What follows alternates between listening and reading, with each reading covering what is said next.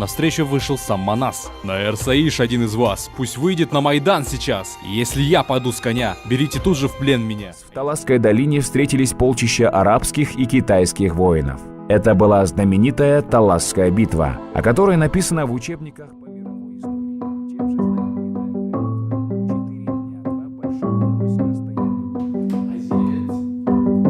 Чем же Мы в 2016 году ходили по городу. Тогда мы не знали, что делать со своей жизнью. В университете были проблемы у меня и у Достана, моего друга. Я когда ему рассказывал разные истории о памятниках, он мне рассказывал об архитектуре, мы думали, почему все это не было интересно в школе. Потом мы начали наблюдать за детьми, поняли то, что дети быстро к любой информации через мультфильмы привыкают. Из этого наблюдения мы придумали идею делать историю Кыргызстана и вообще основные предметы в формате анимации. Дальше продолжать. Такой же бум, смелость.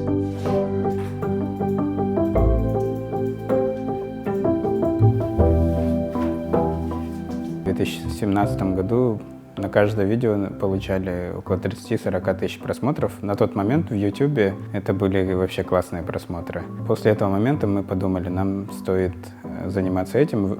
Это у нас хорошо получается.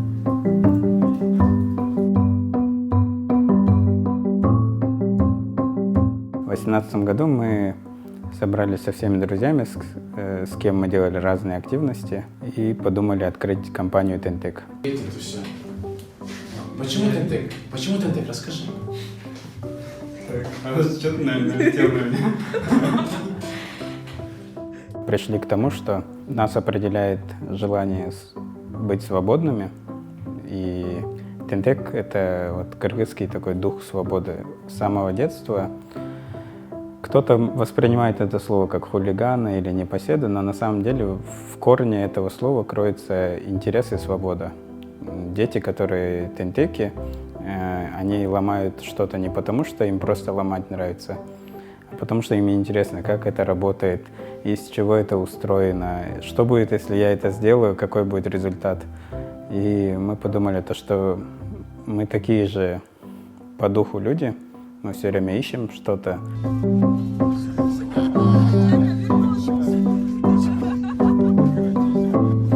Наше видение — это поколение смелых и свободных.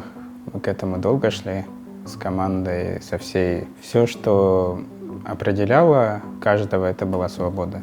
Поэтому первое, о чем мы в своем видении подумали, это свобода. Но чтобы быть свободным, не только в Кыргызстане, в любой вообще стране, нужна и смелость. Потому что очень часто нужно что-то делать вопреки, чтобы получить эту свободу.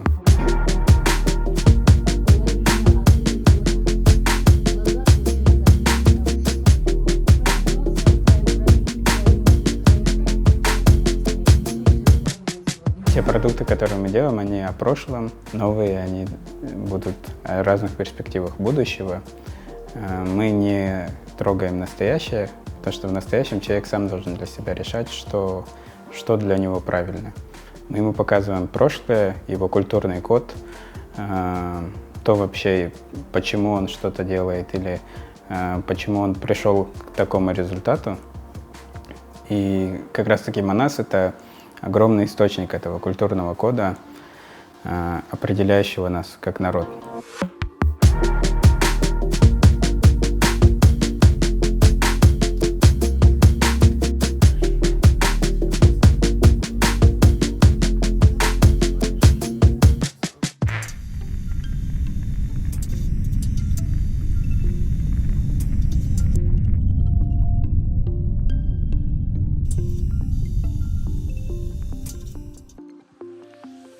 Сайкал — это уже наша попытка схватиться за будущее, потому что у будущего есть много перспектив, особенно с развитием технологий. Там мы хотим показать, к чему может неосознанность населения, людей, человека отдельного привести.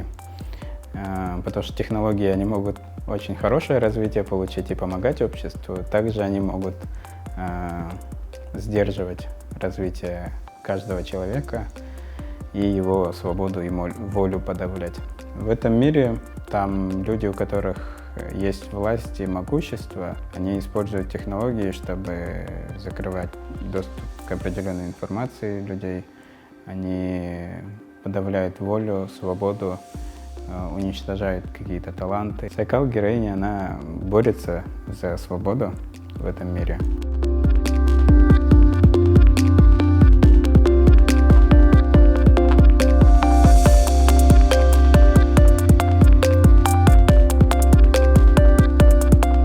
Героиня, которая, несмотря на то, что она жила в очень таком жестком патриархальном мире, она все равно была героем, она отстаивала честь своего рода. Когда мы читали, нам понравился ее дух, и мы поняли то, что этот дух должен быть у нашей героини.